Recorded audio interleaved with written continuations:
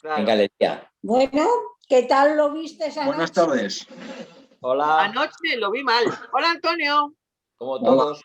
¿Qué tal todo? ¿Lo visteis bien vosotros? No, No, No, nosotros empezamos ya un poco tarde y no sé si pusieron alguna imagen No, antes, no, pero luego en ese momento prácticamente no ruina. pusieron nada. Nada, Ahora. un tan importante y tanta... y no son capaces Hola. de... Hola, Santiago. Buenas tardes. Buenas, ¿qué tal? Tal. Buenas y marcianas tardes. Bueno, pues nada. Santi. Vale. Se ha ido. Santi. Hasta luego.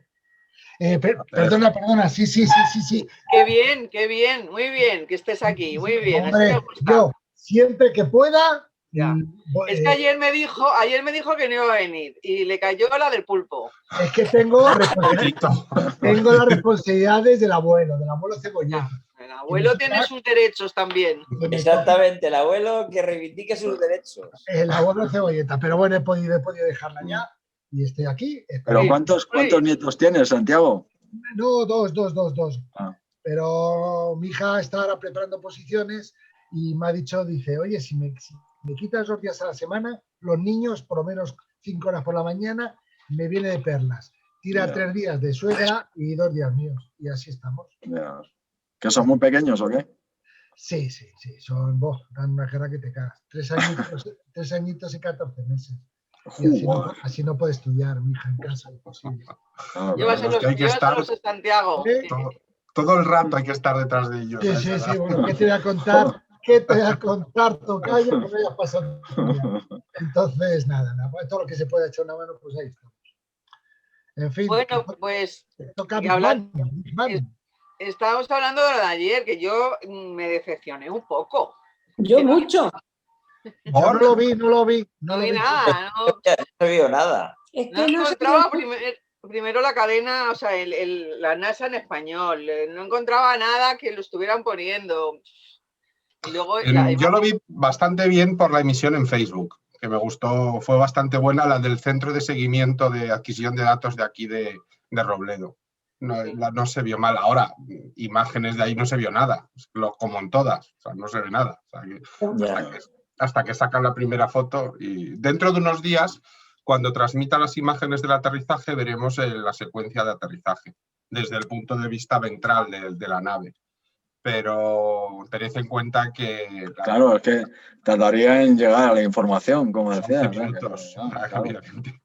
Es decir, o sea, que no podía ser en directo, claro. Como decía un amigo, dice, bueno, ya ha aterrizado, se ha estrellado. Dijo 10 minutos antes de que a estas horas ya, o ha aterrizado o se ha estrellado. De hecho, lo hacía ella sola con inteligencia artificial, precisamente por eso. Igual que no se puede... Sí. No Igual que el hacer, Curiosity ya tenía un sistema que decidía el volador, el que lo aterrizaba. Mandas una orden y cuando quiere llegar ya se estrella contra el suelo. Claro. Pero, ¿me equivoco o las imágenes del Curiosity no fueron mucho mejores? Las del... No hubo imágenes en el Curiosity. ¿No hubo imágenes? No, entonces, solo la primera foto, igual que esta, un rato después.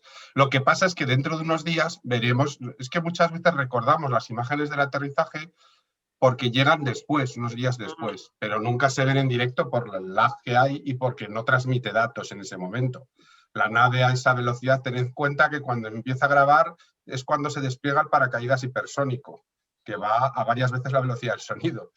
Y esos últimos 4 minutos es cuando graba, que es una caída a plomo desde la parte superior de la atmósfera marciana. Lo que pasa es que es una atmósfera muy tenue y al final se activan unos retrocohetes en la nave flota buscando, el sistema de inteligencia artificial busca un buen sitio de aterrizaje y fenomenal. De todas formas, como curiosidad, han mejorado todavía más la circunferencia de aterrizaje, la elipse de aterrizaje, la han reducido a apenas 12 metros. Joder. Me parece increíble. O sea, si lo pensáis, es aterrizar en el patio de nuestra casa perfectamente. Además, solo. Y solo. Claro, así que, o sea, me parece, yo recuerdo, pues eso, cuando estudiaba yo, que hablábamos de las Viking y decía, no, tiene 600 kilómetros de elipse. Es decir, que podía aterrizar aquí o en Barcelona.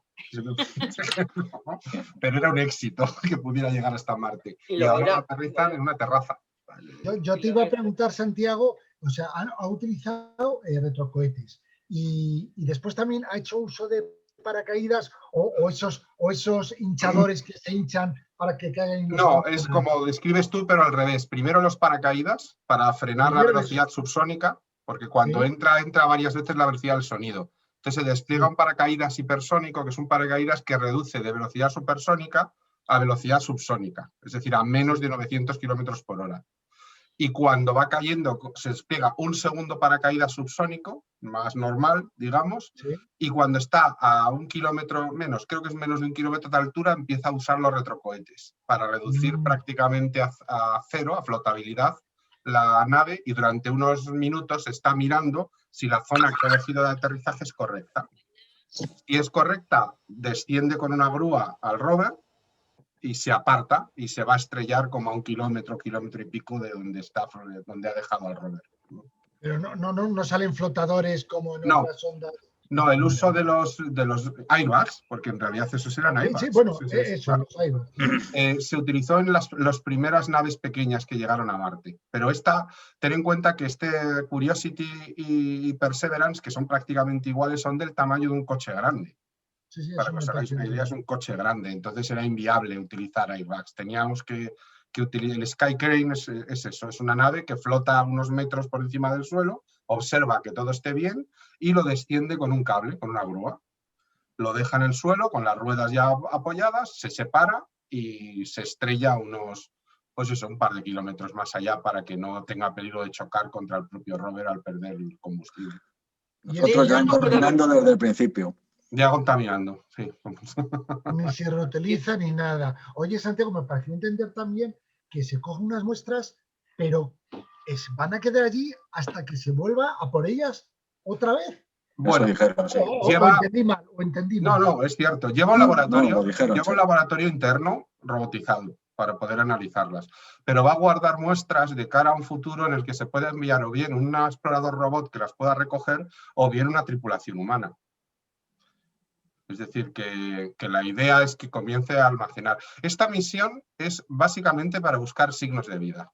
Es decir, si las primeras eran para buscar agua, y se confirmó que había agua, si Curiosity era para analizar químicamente y confirmar la presencia de los elementos compatibles con la vida, y así ha sido, esta lo que va a buscar, quizá no tantos seres vivos, porque hoy sabemos que Marte es muy poco probable que lo pueda tener debido a que está prácticamente esterilizado constantemente por la radiación solar, pero que pueda buscarla, ¿no? Entonces buscar ya claramente, o sea, todos los laboratorios que lleva son biológicos. Va a analizar rocas y demás buscando restos biológicos. Es el tercer paso, ¿no? Era como 3 fases. Follow the water, que era la primera, sigue el agua. El follow the chemicals, ¿no? Que era el anterior, sigue la química, y hoy directamente es biológico. Es decir, ya vamos directamente a buscar. Lleva varios dispositivos diseñados por científicos españoles, incluso alguno montado aquí en España, en el laboratorio de astrobiología de aquí de la base aérea de Torrejón. Y en ese sentido quizás es el más ambicioso de los rovers que se han enviado a Marte, ya no solo por lo que lleva, sino por el famoso Ingenuity, ¿no? El famoso helicóptero. Se llama Ingenuidad, le han puesto ese nombre, que es un pequeño helicóptero de juguete que despega desde el rover y va a poder volar por delante de él un poco para ver el camino, para poder observar. Solo lleva una cámara, pero le puede servir como de reconocimiento aéreo de la parte sobre la que se va a mover. Está en un cráter enorme, un cráter de impacto gigantesco bastante antiguo, y es un buen lugar para poder, porque se sabe que eso fue un lago, o sea, estaba lleno de agua. Se ven perfectamente las marcas que dejó las dunas. Se ve el delta, las dunas que deja. Sí, es muy espectacular. Se llama al final, ¿cómo se llama? Amartizado. Bien. Sí, amartizado en la parte esa que se llama Timanfaya. Pues es que no, el cráter era posible que está dividido en cuadrículas y cada una tiene un nombre. Y que donde se tenía previsto que amartizara, pues que era Timanfaya. Pues no lo sé, pero lo comprobaré. Me parece muy gracioso, la verdad. Lo comprobaré porque no lo sabía hasta los nombres que no son españoles, pero bueno, Que Sí, decía, el cráter en realidad se llama G0, es el cráter en el que ha aterrizado, G0, Y0, no sé exactamente cómo es la pronunciación, y puede ser que esté dividido por zonas. Y normalmente es verdad que a los cráteres se les ponen nombres de zonas volcánicas. no Siempre. eran los cráteres, era toda la zona de, bueno, visible. Lo sacaron en televisión, sacaron como un mapa y las divisiones en cuadrículas con los nombres de cada... Sí, claro, pero es que siempre es así. En los de la Luna también. El cráter es una cosa, pero se divide normalmente con nombres de zonas volcánicas. Esto se debe a un error, porque se pensaba originalmente que los cráteres de la Luna eran volcánicos. Y se pensaba que eran enormes volcanes. Y entonces se hizo un poco, cuando se hizo la primera mapas desde la Tierra, ¿no? Haciendo fotos y estudiando por telescopio, se pensó que eran cráteres volcánicos, ¿no? Y entonces se utilizaban nombres de volcanes para las zonas de los cráteres. Hoy en día sabemos que son cráteres de impacto, no volcánicos, ¿no? Volcanes hay en Marte, por supuesto. Solo tenemos el Monte Olimpo, como para que no haya volcanes. Pero Y0 o G0 no es un cráter volcánico, sino es un cráter de impacto, y un impacto que debió ser un buen asteroide, ¿eh? O sea, no debió ser un pedazo bicho que le pegó a Marte de Ellos en Marte no ocurre lo mismo que aquí, ¿no? No se desintegran los asteroides, impactan directamente. Digo, no, los asteroides impactan, que se lo digan a los dinosaurios, impactan directamente. Ya, pero ¿qué quiero decir? Aquí cuando entran se suelen... Esos son los meteoritos. Esos son los meteoritos. Esto se debe efectivamente a la densidad atmosférica, que es mucho mayor la de la Tierra que la del Marte, efectivamente.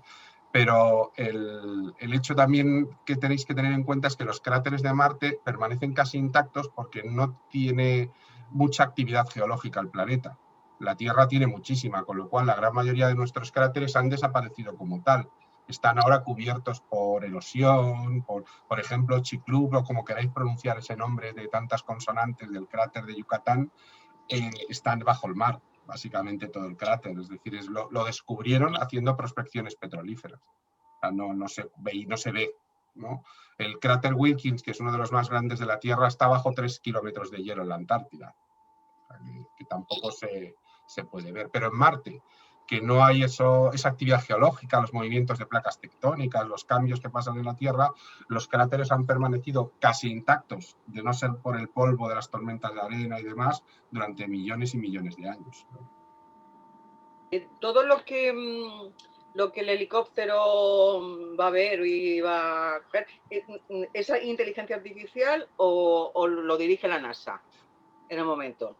No es posible pilotarlo a distancia por los 11 minutos e incluso más que a veces puede haber de retraso, con lo cual es puramente, va a moverse en seguridad a una altura que saben que no puede chocar con nada. Lo primero serán vuelos cortos para ver la estabilidad del aparato en una atmósfera tan poco densa. Hay quien ha opinado que es un error, que hubiera sido mejor un globo o un dirigible pequeño, porque como tiene muy poquita densidad, es un sistema muy bueno para moverse en atmósferas de tan baja densidad. Hay quien opina que el helicóptero va a tener muy poca sustentación debido al poco aire que hay en la atmósfera marciana. Ya sabéis que los helicópteros se sostienen no tanto porque giren las aspas, sino por lo que generan al girar las aspas, ¿no? El efecto viento que generan o sustentación que generan al mover las aspas, ¿no? Pues aquí va a haber muy poco aire para generar esa sustentación, entonces va a tener que gastar bastante batería, aunque a la vez el objeto va a pesar menos. Aunque tenga la misma masa, el peso es menor porque la intensidad gravitatoria en Marte es menor, es un planeta más pequeño que la Tierra. Por lo cual la batería va a hacer un esfuerzo menor porque si el objeto pesaba 15 kilos en la Tierra, aquí a lo mejor pesa 3. Con lo cual también va a compensar un poco el esfuerzo. Tened en cuenta que es un helicóptero eléctrico que se carga del dispositivo nuclear que lleva el coche, con lo cual tiene que engancharse a él y cargarse del radioisótopo que genera la electricidad en el propio Perseverance, ¿no? Que es ¿Cuánto tiempo podría tener estando alimentándose de esta forma? Técnicamente es lo más probable es que se estropee mecánicamente antes que se quede sin baterías. Realmente, es muy largo. Mira Curiosity, que sigue funcionando, pero ya tiene muchos problemas en las ruedas. De hecho, una de las modificaciones más importantes que se le ha hecho a Perseverance son las ruedas. Las ruedas de Curiosity han dado un montón de problemas desde el primer día. Se rompieron algunos radios, algunos sistemas de apoyo. Estos se han fabricado de una aleación especial con aluminio, fibra de carbono y un montón de metales raros, para que sean mucho más resistentes y que no tengan tantos problemas, porque lo de Curiosity con sus ruedas ha sido, perdón, ha sido bastante importante. O sea, que la batería podríamos hablar de años, ¿no? De meses. Sí. Más de 10 años. Más de 10 años. Y es una batería nuclear que utiliza óxido de uranio para producir electricidad. No es un reactor nuclear. Ya sabéis que esto lo veis muy bien explicado en The Martian, ¿no? Cuando desentierra o sea, produce que por desintegración del radioisótopo produces electricidad. ¿De acuerdo? Pero no es un reactor nuclear, no lleva un reactor nuclear a cuestas. Imaginaos el tamaño que habría que mover, ¿no? Es un radioisótopo. Ahora, evidentemente, es un sistema que si fuera una nave tripulada, probablemente no lo usaría, ¿no? Por los peligros que conlleva para la tripulación, porque radioactivo es, evidentemente. De hecho, para que os hagáis una idea, el ordenador que lleva unos chips especiales que no les afecta la radiación, que se usan en aviación, para los aviones. Esto muy poca gente lo sabe y espero que no os dé miedo volar por lo que os voy a contar, pero en los aviones no se pueden llevar ordenadores normales porque al volar a gran altura la radiación nos estropearía muy rápido. Entonces se fabrican unos chips especiales para la aviación y para la astronáutica, que van protegidos contra la radiación, pero son mucho menos potentes. Es decir, en realidad estamos hablando de un ordenador con 128 megas de RAM. Megas. Que nosotros lo normal es que tengamos 3 o 4 gigas en nuestro ordenador de RAM. Es decir, es un ordenador de los 90 a nivel de potencia. Pero entonces, Santiago, si no les afecta, ¿para qué nos dicen siempre por megafonía, por favor, apaguen los móviles y los ordenadores que vamos a esperar? Si no les va a afectar. De hecho, ya no lo dicen tanto, ¿eh? Hay líneas aéreas que tienen wifi a bordo y te permiten usarlo. Sí que es verdad que te recomiendan usar la wifi, pero no el móvil, por el tema, más en ese caso por la radio, por interferir en las comunicaciones. Por los temas de navegación. De navegación, más por eso. Pero ahora hay líneas aéreas que puedes llevar el móvil y tienen wifi a bordo del avión, o sea que te permiten navegar por internet, pero con el sistema apagado, sistema de telefonía apagado, tienes que tener solo la wifi. Si esto de wifi debe haber ya en todos los sitios. Yo cuando monto en el autobús digo, si viéramos en el espectro visible el wifi, veríamos un follón aquí, todo el mundo con los móviles ahí. Pensándonos todos. Es difícil de imaginar cómo sería eso, ¿no? Sería, vamos, la leche. Pero el caso es que la verdad es que pues este era de estos vuelos que hablábamos el año pasado, de que iban a llegar varios a Marte, y fijaros cómo han llegado los chinos, los árabes, y bueno, esta es la gran misión, ¿no? Hay que reconocer que los americanos en ese sentido van muy por delante del resto y lo que buscan ellos es continuar con su rover, y era un año muy bueno para volar a Marte por su proximidad a la Tierra, y han aprovechado para enviar otro aparato de casi 2 toneladas de peso. Estamos hablando de un auténtico bicho que va a estar varios años moviéndose, si Dios quiere y no se estropea ninguna pata, mejor dicho, ninguna rueda, por la superficie de Marte. Pero va a estar superpoblado Marte, ¿no? Porque este año, ¿no? Porque creo sí, que también... bueno, fijaros, la Agencia Espacial Europea se han repartido un poco los trabajos. Por ejemplo, la Agencia Espacial Europea se dedica a las comunicaciones y mapeo. O sea, tiene 6 orbitadores, la Agencia Espacial Europea, sobre Marte. Entonces, ellos se encargan de utilizar sus 6 orbitadores como antenas de comunicación para todos los demás, ¿no? Y a su vez tienen el Mars Express, que es una auténtica maravilla, que está mapeando constantemente la superficie de Marte. Y entonces tenemos ya mapas de Marte con una definición de 2 metros. O sea, que vemos objetos de 2 metros en la superficie de Marte. El Mars Express decimos de los rovers, pero a veces se nos olvidan estos naves espaciales que como no aterrizan, no son tan espectaculares. Pero si tuviéramos que hacer una comunicación directa superficie de la Marte a superficie de la Tierra, solo tendríamos comunicaciones unas pocas horas al día. ¿Os dais cuenta? Cuando hubiera línea de comunicación entre el rover y la Tierra. Que la Tierra sale por el horizonte como cualquier estrella y se posa. Entonces, cuando no está, no hay. ¿Qué es lo que hacen? Me comunico con la Mars Express o cualquiera de las sondas europeas y estas reflejan entre ellas la señal y la envían a la Tierra. Por una señal de apenas 28.000 baudios. Lo que era, ¿os acordáis de los módem antiguos, aquellos telefónicos? 128 baudios, ¿sabes? Sí, ¿no? Que sonaban el No hace tanto de eso, ¿eh? No hace tanto, no. Pues con esa señal. ¿También los rusos y los chinos? Perdona, no te he oído, Estrella. Que he oído que van a ir también los rusos y los chinos. Bueno, los chinos están de camino y Rusia tiene una misión. Lo que pasa es que la anterior misión de Rusia fracasó en el lanzamiento. Explotó un cohete Proton con un satélite orbitador que habían lanzado al poco de despegar, o lo detonaron, no sé muy bien, que había perdido en la dirección y lo debieron hacer explotar por seguridad, y no sé muy bien ahora mismo en qué misión está. Sí que es cierto que Rusia tiene problemas de financiación para este tipo de misiones. Entonces lo que hace normalmente es alquilar los Proton para lanzamientos de los demás, y cuando acumulan dinero de muchos lanzamientos, lanzan ellos una misión. ¿No? Es un poco así. Es una pena porque es gente con muchísima experiencia, pero que ahora mismo tiene bastantes problemas de financiación. Encima ahora los norteamericanos ya están terminando su lanzador propio otra vez para tener el suyo propio, con lo cual ya solo van a contar con las misiones tripuladas a lo mejor europeas, y siempre y cuando el lanzador sea más barato que el americano, que seguramente lo sea, ¿no? Eso seguramente lo sea, pero ya van a tener competencia, porque estos últimos años eran los únicos que podían poner astronautas en el espacio. No había otra nave desde que se retiraron los transbordadores espaciales, pero ahora sí lo van a tener. Santiago, ¿y los próximos en amartizar quién serían? ¿Los chinos, los Emiratos Árabes? ¿Quiénes son? Creo Los que Emiratos Árabes ya están allí, ¿no? Sí, los de Emiratos Aprovecharon Árabes. la ventana y- Ese es un orbitador. Yo creo que ahora No amartizado. no amartizan, no, es un Ah, pero orbitador. estaban, Yo creo que el habían aprovechado la último, ventana esta, sí. sí, el último era el Perseverance. Y bueno, queda para el 2026 un rover europeo que están terminando, que va a lanzar la Agencia Espacial Europea. En la siguiente ventana de lanzamiento, Europa quiere enviar su propio rover, y lo quiere enviar además al polo.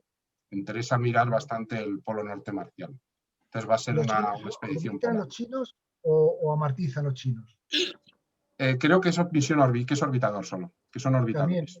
Esos todavía no han llegado, ¿no? No. Vale. Están en camino. También aquí depende si utilizan asistencia gravitatoria o vuelan directamente a Marte. En esta oposición se pueden permitir el lujo de volar directamente a Marte, pero necesitan un gasto de combustible más importante. Se hace lo que llaman una inyección en órbita. Es decir, se mantiene encendido al despegar de la Tierra mucho tiempo el cohete, más allá de la órbita de la Luna, para coger velocidad suficiente para ir hasta Marte. Los americanos usan siempre asistencia gravitatoria. Es decir, o vuelan a Venus, que está también cerca, y utilizan dando vueltas a Venus el efecto onda para salir disparados a Marte, o incluso cuando están muy cerca utilizan la Tierra. Es decir, orbitan varias veces la Tierra, que es lo que ha hecho el Perseverance, para coger velocidad con la asistencia gravitatoria de la Tierra, dan en el último momento una impulsión tremenda a sus motores, pero solo de unos segundos, y salen disparados hacia Marte sin usar combustible. O sea, se aprovecha la fuerza centrífuga del propio giro de la órbita para... Como una onda. Exactamente lo que haces cuando giras una onda y de repente ¡zas!, te paras y la piedra sale disparada. Es el mismo principio. Entonces, y sale a más velocidad la piedra de que tú girabas la mano, porque has utilizado la inercia que está generando la fuerza centrífuga para transmitir la velocidad, darle velocidad a la piedra. Es un sistema de secundaria, que lo pueden calcular alumnos de secundaria, pero que es sorprendentemente bueno y te ahorras un montón de combustible. O sea, que podríamos ir a Júpiter, a Saturno, de planeta en planeta. Sí, es como se va, es como se va. La inercia, es como se va. Sí, es como se va. Nadie hace vuelos directos tan lejanos. Todos los vuelos que habéis oído más allá de la órbita de Marte, todos han sido con asistencia gravitatoria. De hecho, desde la época de los Mariner, en los años 70, son así. Porque era inviable. Habría que construir unas naves tan grandes, con combustible, que encima es la ley del cubo. Es decir, por cada velocidad que quieres añadir, tienes que hacer el cubo de combustible, de alguna manera. Es una relación elevada al cubo, con lo cual tendrías que meter combustible ahí que sería gigantesca la nave espacial. Y como no hay tecnología para construir de momento naves tan grandes, pues construimos naves pequeñas y jugamos a carambolas el sistema solar. Es como jugar a la carambola. Lo lanzo contra Venus, rebota contra él y se va contra Marte. Pero son increíbles esta gente, o sea, es que nadie falla, o sea, nadie falla. O sea, es fácil de calcular todo eso. Sí, es fácil, ¿eh? No es nada difícil, no es nada difícil. Hombre, se revisa muchísimo, pero ten en cuenta que los Mariner se calculaban con reglas de cálculo y a mano. No había ordenadores para hacer el cálculo. ¿No se han aprovechado de la mecánica cuántica? no la han necesitado para esto. Ya sabéis, cuando el objeto es muy grande, Cuando la cosa es gorda. no necesitamos cosas pequeñas. Pues Pero yo bueno. lo veo dificilísimo, me parece increíble. Pues matemáticamente yo he hecho problemas de estos con alumnos de secundaria, de dar asistencia gravitatoria, cuánta velocidad se puede coger. Hombre, luego es ir uniendo los movimientos. Lógicamente eso lo hacen ya gente que es especialista en cálculo, ¿no? Y porque no están ya necesarias aquellas mujeres que trabajan de calculadoras en la NASA, ¿no? Porque hoy en día los ordenadores lo hacen innecesario. Pero si no, probablemente también estuvieran ellas revisando esos cálculos, ¿no? Ellas hicieron cálculos en ese sentido no tan complicados, afortunadamente, porque si no, yo creo que no hubiéramos volado a Marte ya. El cerebro humano tiene un límite de velocidad de cálculo. O sea, todos habréis visto a esta gente que te hace operaciones matemáticas complicadísimas en un momento, pero utiliza reglas. Es decir, ellos tienen una capacidad de dividir la operación, pero aún así un ordenador lo hace más rápido y más seguro que ellos, ¿no? Entonces, lo que ha permitido todo esto son los ordenadores. O sea, esto es como la pescado que se muerde la cola. Los ordenadores han permitido la astronáutica y la astronáutica a la vez ha hecho que los ordenadores fueran más pequeños. Y eso ha causado que los ordenadores vinieran a nuestras casas, claro, porque si no, no tendríamos ordenadores. Si los ordenadores fueran del tamaño de una habitación, como eran antes, ¿quién tenía uno en casa? Un ENIAC de esos ahí, con aquellos cartuchos que giraban así y con letras perforadas. Y la cinta perforada. Sótano a temperatura bajo cero. Bueno. Sí, porque aquello ardía. Como no lo tuviera refrigerado, ardía. Tenía que estar... Y entonces, pues eso, estas misiones luego llevan ordenadores como lo que os contaba, súper primitivos comparado con lo que podamos tener cualquiera en casa. Pero para lo que necesitan les vale.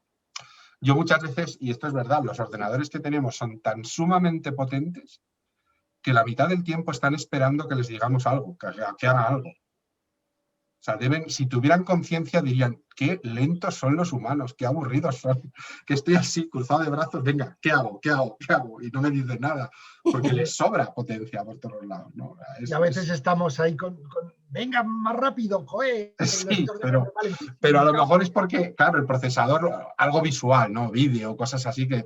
Pero normalmente, cuando, fíjate, estáis escribiendo, por ejemplo, ¿no? El ordenador podría hacer 200.000 cosas más a la vez, pero nosotros no tenemos la posibilidad de hacer 200.000 cosas a la vez. Entonces, con un ordenador que pesa menos potente y más protegido contra la radiación, basta para llegar a Marte, a Júpiter e incluso a Plutón, porque lleva el mismo ordenador que llevaba la Deep Horizons. O sea, ¿Y qué va a pasar, Santiago, cuando salgan al mercado la generación de ordenadores cuánticos con las contraseñas? Ya ha salido, ya tenemos alguno en el mercado. Por 50.000 euros tenéis uno japonés ya. ¿Qué va a pasar con las Vamos a esperar a que baje. Se pide en Amazon ya. Pero se quedan comprometidas el tema de las claves, contraseñas, el cifrado. El cifrado, fijaros que lo que sea menos de 128 bits, que es la que usa la banca, por ejemplo, es muy inseguro frente a un ordenador cuántico. Podría romper la contraseña, podría tener capacidad para romper la contraseña. Por eso se está desarrollando tanto los sistemas biológicos de contraseña. Es decir, de que usemos la huella digital, el ojo o el rostro. Porque, pero eso claro, es peligrosísimo, porque la huella digital, si alguien quiere, tú vas por la calle, tocas algo, te pides una cerveza y si alguien quiere cogerla, pues ya te ha quitado la... No, como hemos visto, mafia, te cortan el dedo y vemos mucho CSI. Vemos mucho CSI. No es tan fácil, ¿eh? No es tan fácil. Yo tengo una amiga que es policía y siempre dice, coge la huella de un vaso. Y yo le digo, pues mira, si el vaso no tiene por qué coger la huella, porque normalmente no coges la huella dice, te lo explica ella, tú no coges los vasos con la punta de los dedos, tú coges los vasos con todos los dedos. Si os dais cuenta, no coges el vaso, yo tengo un vaso así, que no se ve, sino que realmente lo cogéis así. Cuando lo cogéis más con los dedos que con la punta de los dedos. Es decir, apoyáis esto. Y luego además dice que están tan llenos de huellas que eso suele ser irreconocible, sobre todo los de un lugar público. Pero que me refiero que para la gente que hace estas cosas no son novatillos, son organizaciones que ya lo tienen todo muy estudiado y muy preparado. Por eso es recomendable utilizar... O sea, lo que no es seguro son las contraseñas tradicionales. las palabritas mezcladas, los números. Eso simplemente es cuestión de proceso de datos. Es decir, cuanto más rápido es el ordenador, va probando hasta que da con ellos. Entonces, evidentemente, lo que hay que hacer en ese tema es tener primero un sistema de doble comprobación. En el caso de que intenten entrar, hay una comprobación secundaria, que eso lo tenéis en todos los correos electrónicos y en todos los servidores del mundo. Y en la medida que lo podáis, si tenéis opción de utilizar el sistema biológico, de utilizar huella digital o rostro para poder evitarlo. Porque si no, cualquiera puede entrar en... Vamos, os voy a ser sinceros, conozco chavales de 13 años que rompen vuestras contraseñas con 13 años, pero no pueden romper un código biológico, es decir, lo que llaman una huella digital, lógicamente, porque eso depende de la persona. Y mucho menos si está asociada a las dos cosas, es decir, contraseña con doble comprobación y huella digital. ¿Por qué los iPhones son tan seguros? No penséis que tienen nada diferente de otros móviles, o iPhone o los Samsung, la serie S. Simplemente están muy bloqueados por un sistema biológico. Es decir, te recomiendan que uses el rostro, que usa 14.000 puntos del rostro. 14.000 puntos, no 5, 14.000 puntos de tu rostro. Pero luego llega una mascarilla, una simple mascarilla, y se acabó. No te lo reconoce con la mascarilla. Por seguridad. Pero eso indica que es un sistema seguro. A mí con la mascarilla tampoco me reconoce tengo que utilizar la huella digital para eso. Pero eso me da seguridad, porque hay algunos móviles que te dicen reconocimiento facial y te pones una gafa y se desbloquea igual. Y de ¿esto qué es? Vaya bloqueo, ¿no? O sea, en ese sentido, pues yo prefiero que realmente funcione la seguridad. De todas maneras, los ordenadores cuánticos cambian mucho la seguridad. Los bancos, por ejemplo, han sido los primeros que se han protegido al respecto, ¿no? Creando estándares de seguridad mucho más altos. Ya, pero una cosa, el reconocimiento facial no sirve una foto, claro. El ordenador distingue entre una fotografía y tu cara, ¿no? Sí. Dime, Santiago. Una cosa, Santiago, que es una pregunta que me hago siempre con la venida de todos los ordenadores cuánticos. Una cosa es el acceso, ¿de acuerdo? Hagamos uso de todo lo que has dicho, pero y lo que es la transmisión encriptada, esa sí que comprometida. Una cosa es el acceso, ¿de acuerdo? Lo complicaremos biométricamente, pero lo que es la transmisión en sí de la información, ahí sí que nos queda comprometida. Bueno, ahora menos, porque si os dais cuenta, y esto se habrá pasado a los usuarios de WhatsApp, lo hemos visto todos, ¿no? Que los cifrados de los ordenadores son de extremo a extremo. ¿Qué sucede? ¿Qué quiere decir? Es un poco complicado de explicar. Hay como dos llaves de seguridad, una pública y una privada, cuando tú envías un mensaje. Esto vale para el correo electrónico, vale para prácticamente todo. Entonces, la llave pública es la que se transmite y la llave privada nunca se transmite a la red, con lo cual nunca está en peligro. Pero solo la combinación de las dos abren el mensaje. Es como si tuvierais dos cerraduras, ¿de acuerdo? Y se tienen que introducir a la vez y abrir a la vez, ¿de acuerdo? Si tu clave pública no coincide con tu clave privada, el sistema no permite que se descargue el mensaje. Es como funciona la doble encriptación. En extremo. O sea, quiere decir que no solo, sino en el fondo son 4 llaves. Las 2 llaves del que envía el mensaje, más las 2 llaves del que recibe el mensaje. O sea, imaginaros, o sea, que realmente es una capa de seguridad bastante importante.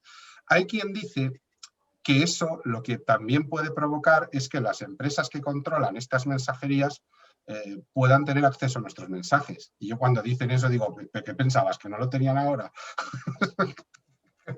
Yo siempre pienso, joder, que me hace una gracia, que ya no lo hacían, que no leen nuestros mensajes, leen todo lo que escribimos, absolutamente. Yo creo que lo único que nos salva es la probabilidad de que te toque a ti la China, porque como te toque y alguno quiera, no te libras, vamos, ni la Es calidad. difícil. Es cierto que ninguno de nosotros somos objetivos muy claros de este tipo de ataques. Vamos a empezar por ahí, claro.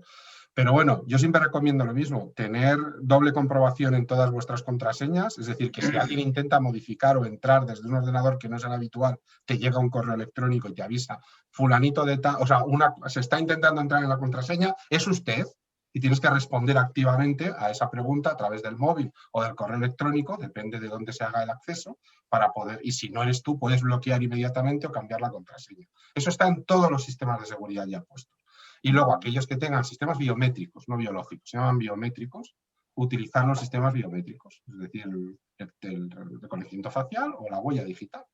Así de claro. O sea, al final nos salvará la combinación de seguridad y que no seamos millonarios y que no quieran robar. Claro, por eso digo que no seamos rentables para nadie. ¿eh? Si lo somos, tendremos unos ordenadores especiales súper protegidos, un equipo anti-hacker que seguramente eran antiguos hackers a tu servicio. Yo tengo esperanzas de que hoy me toque los 200 millones de los euromillones. Bueno, si juegas... Sí, juego. 200 millones. Yo no juego, o sea, que tengo esperanza, pero me da lo mismo. A no ser que salga a la calle y me encuentre un boleto que alguien lo ha perdido. Sí, vamos, como para no jugar. Yo esta semana, no soy muy jugador, pero esta semana he dicho, 200 millones. Bueno, pues sí, está bien, sí. Buenas tardes, que no hemos dicho nada. Lola se acaba de incorporar y no le hemos dicho nada. Hola. ¿Qué tal? El enano, qué extraño, ¿no? ¿Sí? Bueno, no he visto el Dijo móvil. algo, no dijo la semana pasada que que podía. Sí, podía, que a lo mejor se conectaba medio... Sí. Le he pasado un mensaje y dice que ya lo dijo y que él es difícil. Sí, Es más estas. No. Bueno, hoy, bueno, era inevitable que habláramos de Perseverance, o sea, que no me importa que hayamos perdido un poco de tiempo porque no es perdido, es una noticia de impacto y de actualidad y de momento, entonces pues es lógico que habláramos. No sé si queréis alguna cosa Pues sí. que queréis comentar, algo más. Me parece un tema muy interesante. O sea, No, que... yo solo, perdona Santiago, son pequeñas lagunillas que me quedan. Sí. O sea, dices que se va a ir a recoger las muestras que está haciendo, que está recogiendo, pero que vamos a ganar mucho más en el análisis que se haga aquí en la Tierra de esas muestras que se van a recoger. El análisis va a ser mucho más profundo. Sí. Va a aportar Sería muy superior. Si se hace, sería un análisis muy superior. Hay algunas cosas, por ejemplo, espectroscopía profunda no podemos tener porque es un aparato enorme y no lo podemos trasladar allí.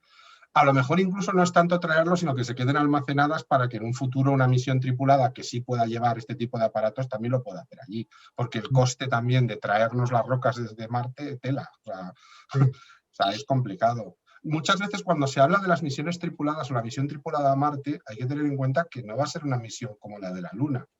Es decir, no vamos a estar allí unas horas y volvernos. Los astronautas van a estar tiempo en Marte. Tiempo, de hecho, meses. Creo que los franceses han diseñado una ciudad entera que van a montar ahí en el desierto en Estados Unidos. Mira, ahora que lo dices, una de las pruebas que va a hacer Perseverance es la generación de oxígeno en la superficie.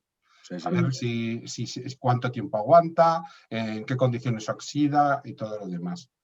Para generar, creen los científicos que se podrían generar bolsas de aire en grietas y en pequeños socavones y demás, como medida de seguridad para los astronautas si quieren hacer la prueba.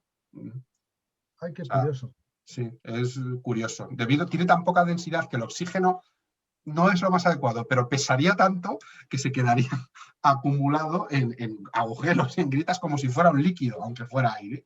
Entonces sería una medida muy buena de generar esos pozos con oxígeno que te puedas tirar en ellos. Llegado el caso, si tienes un problema en el traje y digas, oye, que hasta que vengan a ayudarme, yo aquí tengo oxígeno y puedo aguantar más tiempo que lo que me pueda dar el traje, ¿no? O sea, hay una serie de pruebas ya orientadas a una futura misión tripulada que no creo que esté cerca, ¿eh? Ni por mucho que Elon Musk lo diga, y últimamente le explotan mucho los cohetes, con lo cual no creo que... Hablan del 2040, Santiago. Puede ser. ¿Lo ves lejano o posible? No, puede ser. Elon Musk quería más hacia el 2030, pero no lo sé.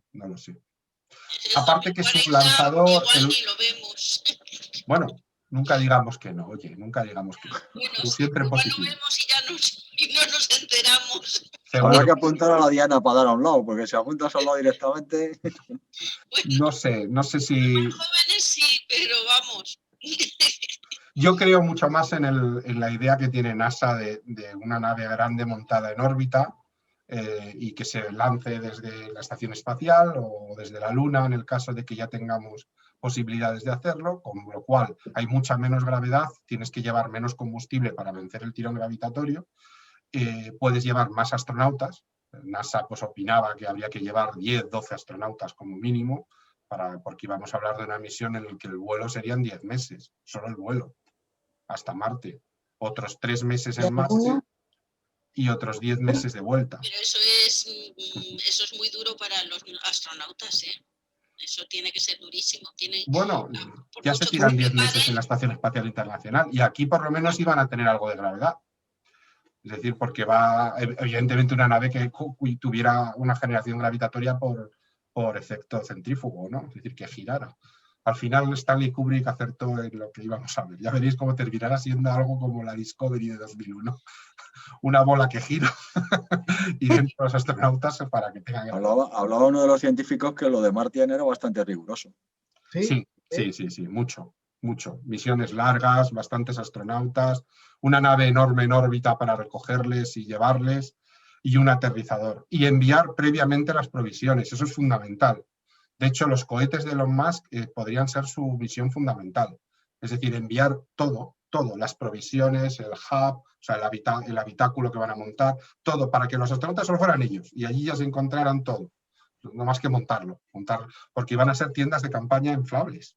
La base no es una base construida, son unas tiendas de campaña que se inflan por presión y como la presión del aire es muchísimo más potente que la presión exterior, se vuelven duras como el acero, es como los aviones.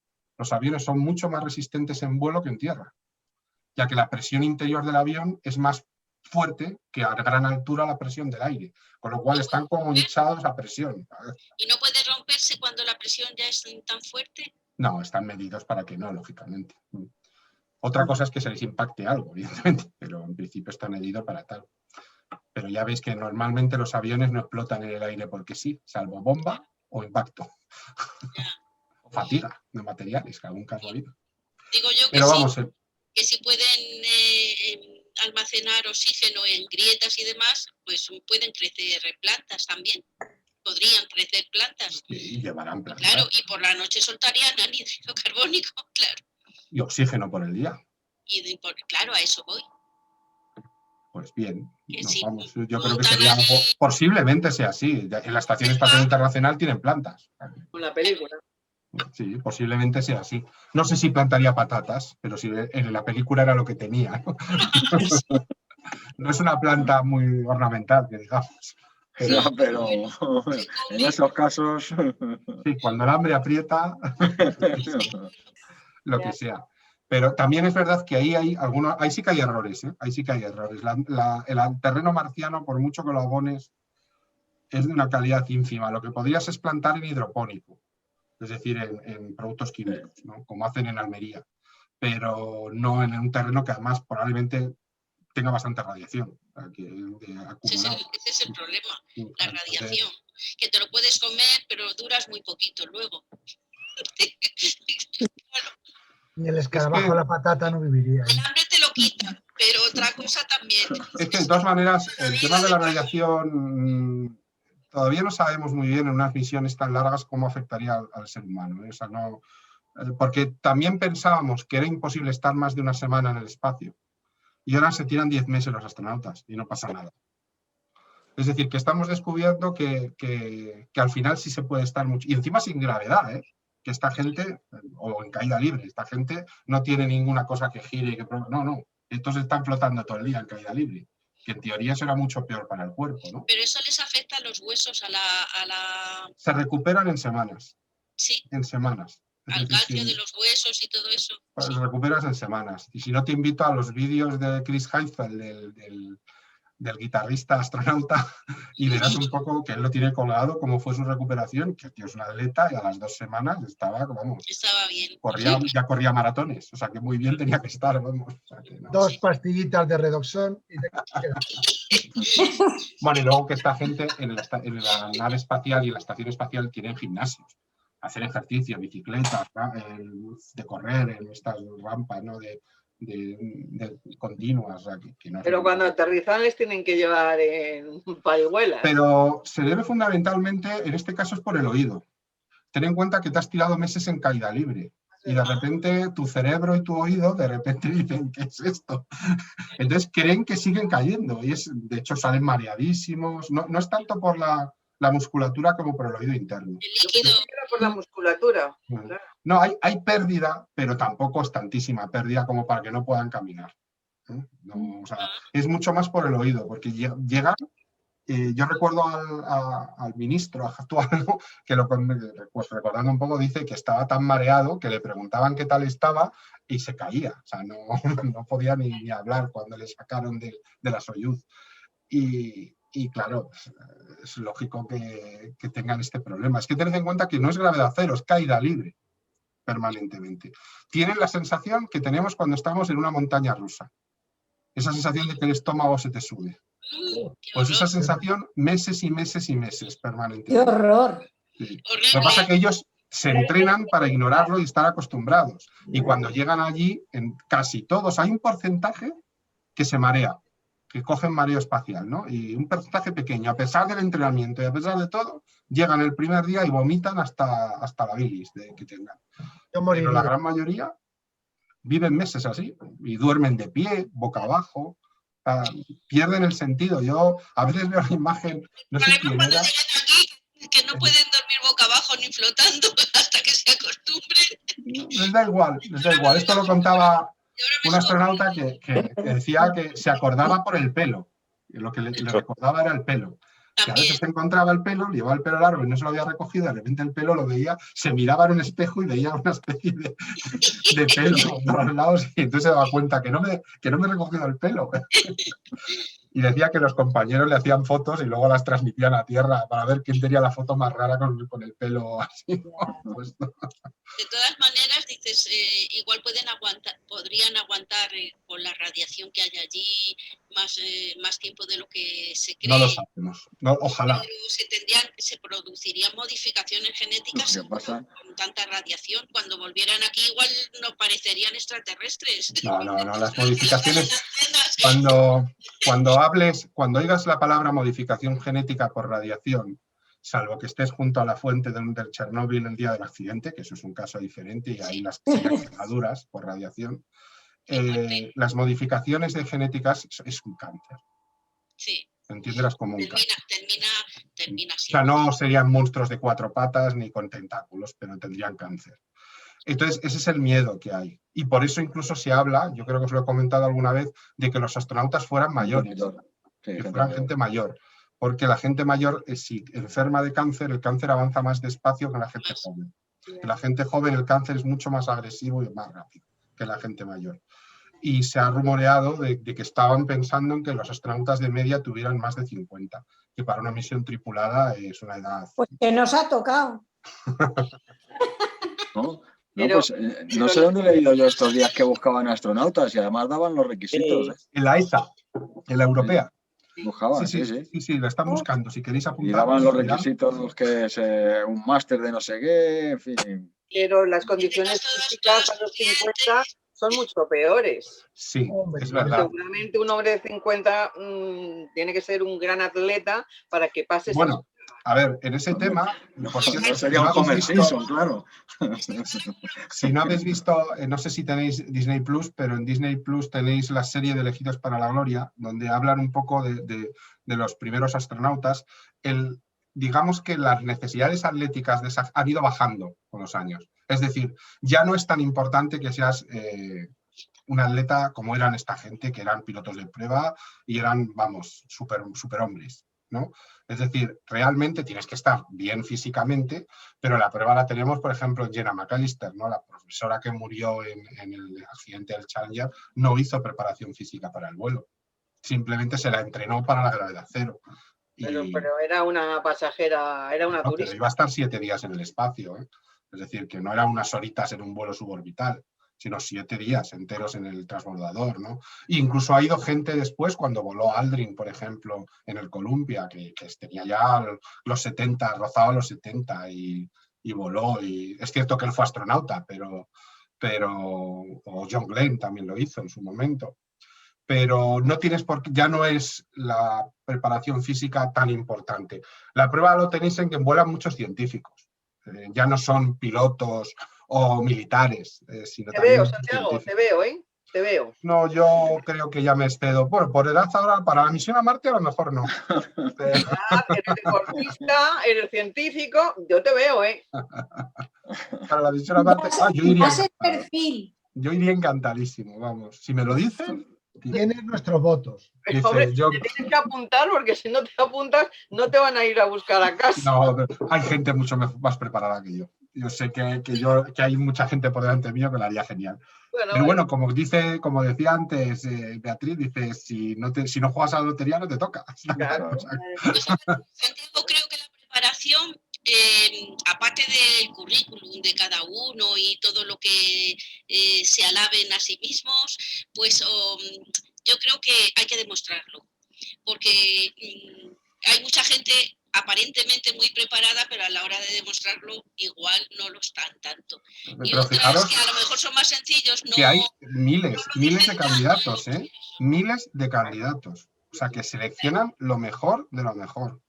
Y hay gente que se prepara desde muy temprana edad. En Estados Unidos tenemos campus desde los 16 y 17 años donde chicos y chicas hacen entrenamientos de astronauta un poco para ver su capacidad y demás. Ahora, luego les exigen unos currículums de universidad que, claro, como hay muchos, dicen, vamos a coger a los mejores.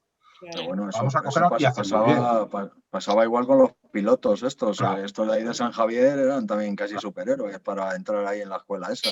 Eso es comprensible porque dices, en una misión tripulada, cuanto más inteligente sea la persona y cuantos más conocimientos tenga, más posibilidades de poder solucionar los problemas que surjan. Evidentemente, evidentemente. Claro. Aunque tened en cuenta que es un trabajo de equipo, ¿no? Nadie conoce todo. Entonces, ahí hay una serie de características. Vas a tener un médico, vas a tener un ingeniero, vas a tener un físico, vas a tener un químico, de tal manera que estás cubriendo todas las necesidades posibles que pueda Y luego haber. tienes el apoyo en tierra, claro. Y luego el apoyo en tierra. El problema es que el apoyo en tierra funciona en una estación espacial, pero, por ejemplo, en una misión a Marte, el apoyo en tierra puede ser como, vale, estoy aquí para consultar cosas, pero si me da un ataque de apendicitis me tienes que operar. No, claro. No, He hecho como el ejemplo de resolver... Porque inicialmente tenían que estar operados de apendicitis. Sí, eso es muy común, sí, no. Y había gente que se quitaba el apéndice. No, sí, eso, pero sin estar enfermo. O sea, no solo astronautas, gente de esta que subía a la montaña y aventureros y cosas así. Aventureros que van a la Antártida y tirados así, o sea, era una cosa así. O sea, fijaros hasta quitaban el apéndice para evitar un problema, sí. Bueno, vamos a ver un poquito de lo que si no hablamos solo de Marte, me gustaría enseñaros un poco lo preparado hoy, que es cortito. Y porque lo que vamos a hablar, en realidad no sabemos muy bien las cosas todavía, pero yo creo que lo que pasa que, bueno, ha estado esto de Marte y es entendible que habláramos un poquito de él, ¿no? Entonces, hoy quería hablar un poquito del Big Bang, no demasiado, porque hemos hablado muchas veces del Big Bang, pero en realidad lo que hemos hablado es de lo que pasó después del Big Bang, ¿de acuerdo? Porque realmente la ciencia todavía no sabe muy bien lo que sucede en los primeros microsegundos, desde el instante cero, desde el propio Big Bang, hasta como lo que llaman tiempo de Planck, ¿no? Lo volvemos a la mecánica cuántica. ¿Por qué? Bueno, pues esto enlaza mucho con el tema de la mecánica cuántica, porque ahí todos estos efectos cuánticos que os describía las semanas pasadas se hacen visibles, porque el universo estaba concentrado en un tamaño tan sumamente pequeño que era de escala cuántica, más pequeño que un átomo. Entonces, como todo estaba concentrado ahí, esos efectos cuánticos que normalmente no aparecen en efectos de planetas, estrellas, galaxias o personas, pues aquí sí que sucedían. ¿De acuerdo? Entonces vamos a intentar definir algunas de las cuestiones que rodean al Big Bang. Pues, por ejemplo, dar una definición. Es un punto, no es una explosión. ¿De acuerdo? Esto insistiré mucho. Quizá uno de los mayores errores que ha tenido la ciencia es intentar describir el Big Bang como si fuera una explosión, porque realmente no lo es. El Big Bang es un punto en el cual se inicia, se forma la materia, el espacio y el tiempo. Una explosión explota en un sitio que ya previamente existe. Si cogéis una bomba, la ponéis en un parque vacío, evidentemente van a matar a nadie, explota, la bomba ha explotado en el parque. Pero el Big Bang no explota en ningún sitio, porque no hay ningún sitio.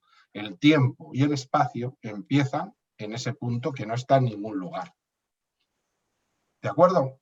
y sabemos hoy en día que tuvo lugar hace unos 13.800 millones de años con un pequeño porcentaje de error.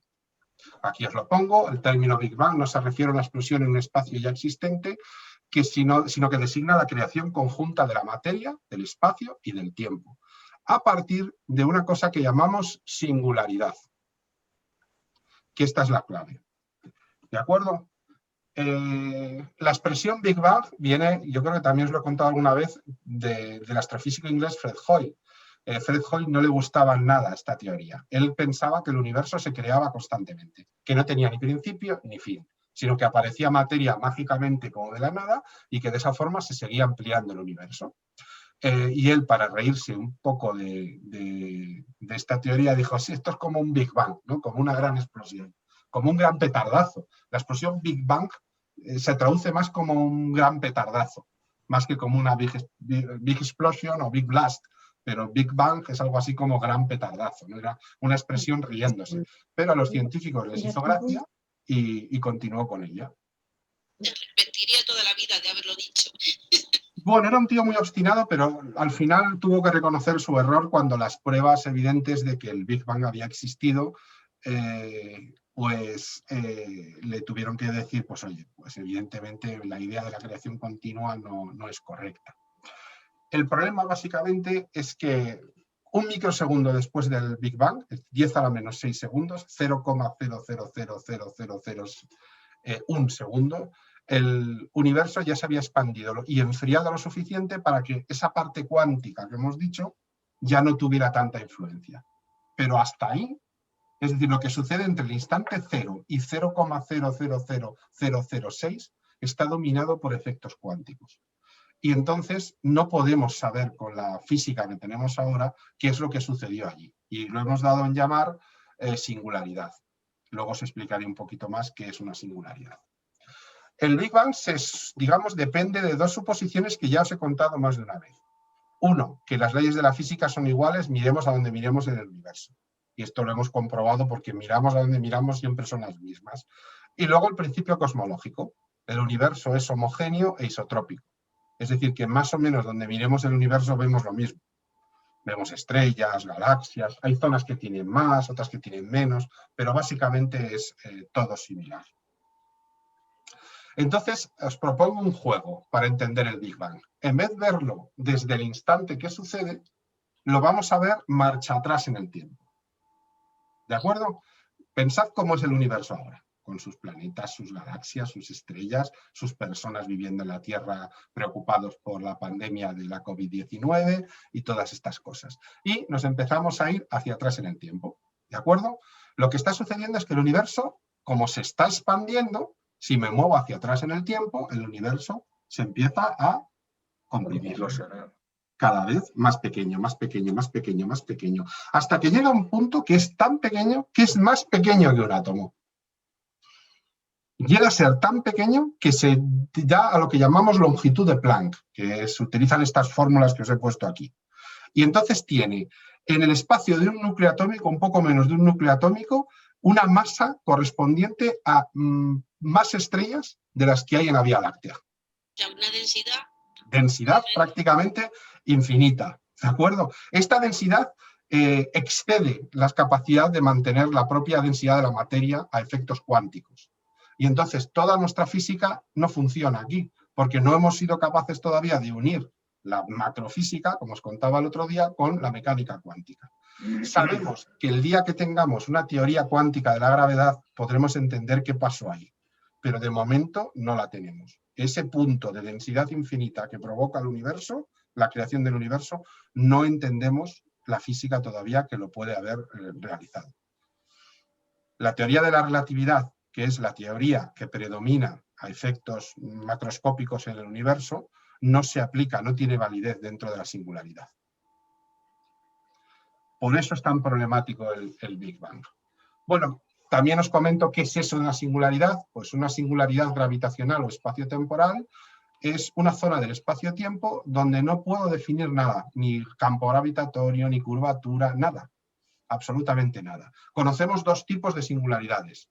Una, el origen del universo, y otra, los agujeros negros. En ambos lugares no sabemos qué sucede dentro y los consideramos singularidades. No son exactamente lo mismo. ¿De acuerdo? Esa frasecita enorme que pone teorema 1 es el teorema que define la singularidad del origen del universo, desarrollado desde Riemann y finalmente a otros, sobre todo a Gamow, que fue el principal matemático. No lo voy a leer. Bueno, si queréis sí, para que os riáis un poco. Fijaros lo que dice. Dice, sea MG un espacio-tiempo globalmente hiperbólico que cumple que R sub A, B, epsilon, etcétera, etcétera, para todos los valores temporales epsilon elevado a 0, tal como sucedería si las ecuaciones de campo A, etcétera, supongamos que existe una hipersuperficie de Cauchy espacial epsilon y de clase menos P2, etcétera, etcétera, etcétera. Clarísimo. Está clarísimo. Va. Vamos a traducirlo en algo que podamos entender. Que no son divertidas las matemáticas y la física. Lo que dice es que nuestro universo, tal como lo observamos, con la expansión del universo, con la radiación de fondo y con esa expansión hiperbólica que tiene acelerada, es muy claro matemáticamente y físicamente que tuvo un comienzo.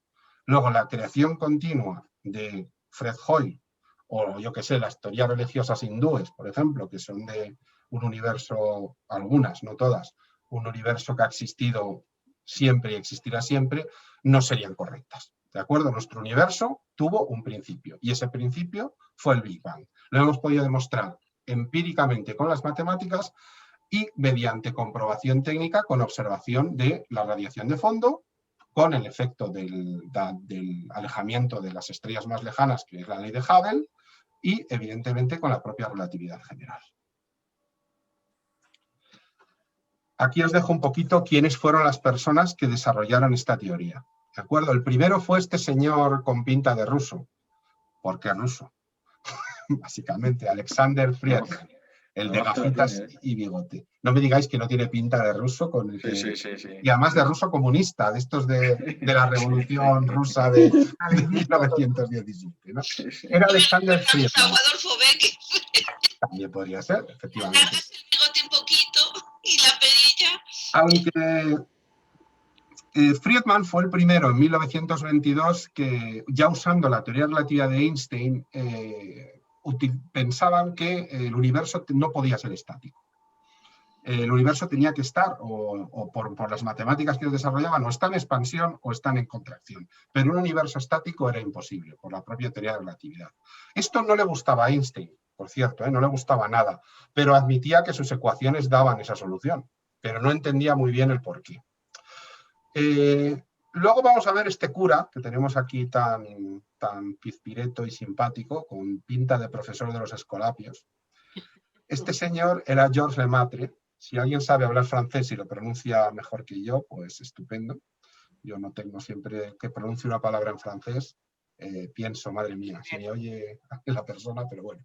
Este era un sacerdote católico de origen belga que en un proceso paralelo al trabajo que hace Alexander Friedman, matematiza muy bien toda la parte y confirma sus cálculos y dice, efectivamente, el universo no puede ser estático. Tiene que estar o en expansión o en contracción. Pero todo indica que está en expansión, porque si estuviera en contracción, detectaríamos muy fácilmente movimientos de transición al azul que no detectamos. Y dijo, posiblemente veremos un efecto Doppler moviéndose hacia el rojo, como si las estrellas más lejanas se alejaran de nosotros.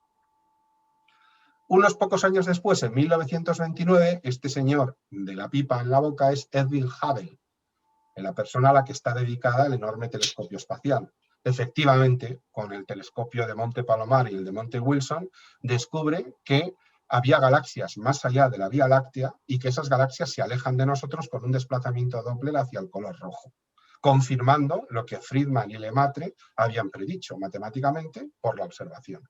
Es decir, que Hubble dice, de alguna manera los objetos, cuanto más lejos están de nosotros, más rápido escapan de nosotros. Da la sensación de que todo el universo está huyendo de la Tierra. Esto es un mero efecto óptico, digamos. Estuviéramos donde estuviéramos en el universo, daría la sensación que los demás huyen de nosotros. ¿De acuerdo? Es decir, como se está expandiendo el propio universo, todos nos alejamos de todos.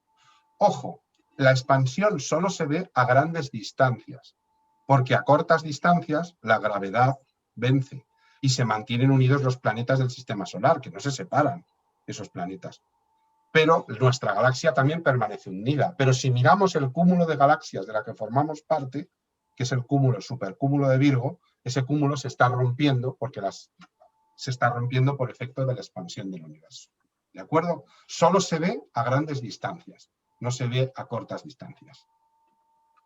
Finalmente, es un físico de origen ucraniano, pero nacionalizado norteamericano, George Gamow, el que plantea que el universo se crea a partir de una especie de explosión, de un punto primordial.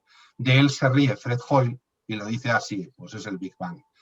George Gamow es el último que os coloco aquí. Este es el de la historia de la física, ¿no? Sí.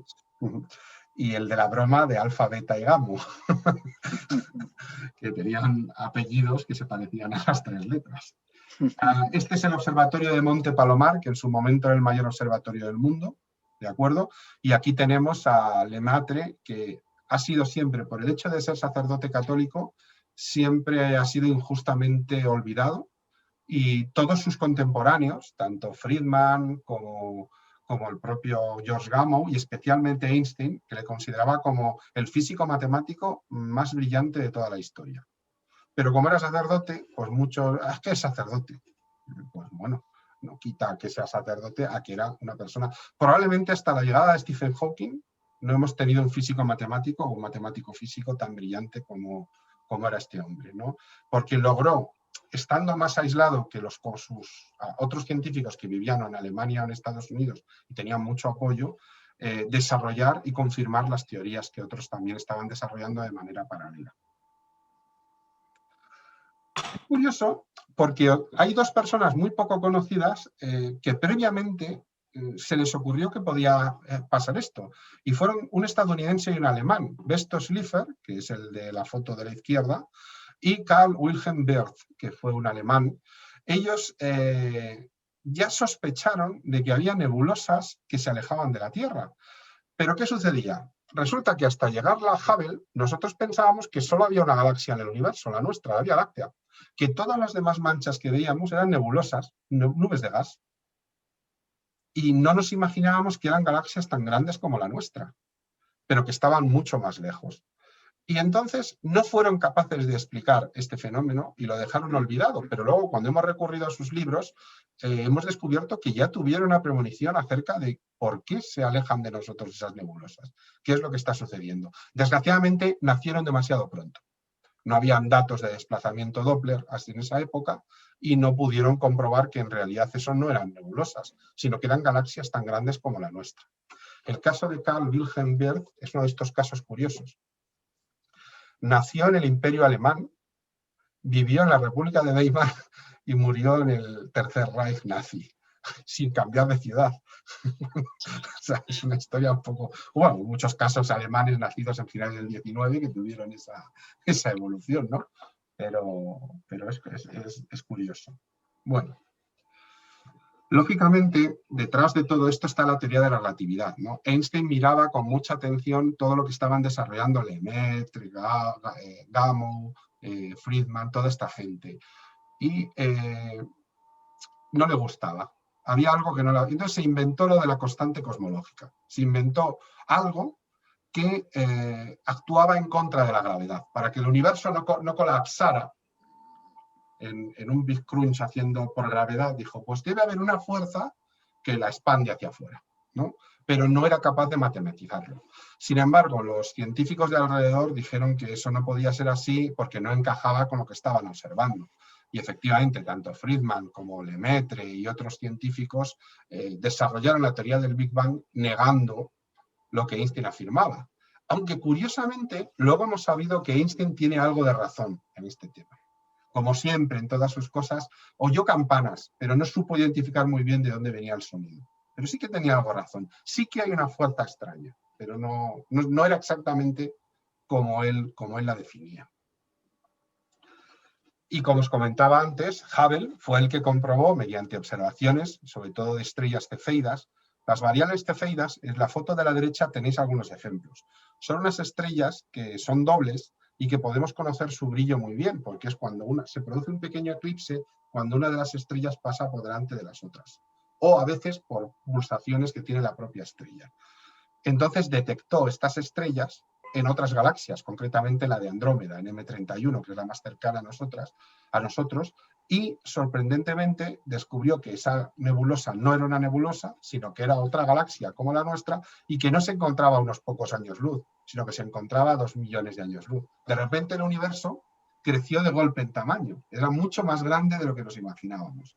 Y además descubrió ese corrimiento al rojo, ese efecto de desplazamiento motivado porque cada vez se alejaban otros a más velocidad. Si miráis el gráfico que tenéis a la izquierda, vemos la parte inferior horizontal es la distancia, en megaparsecs, ¿de acuerdo? Cada parsec es más o menos 4 años luz, un poquito menos, y hablamos de millones de años luz, por tanto, y aquí vamos la velocidad, en kilómetros por segundo.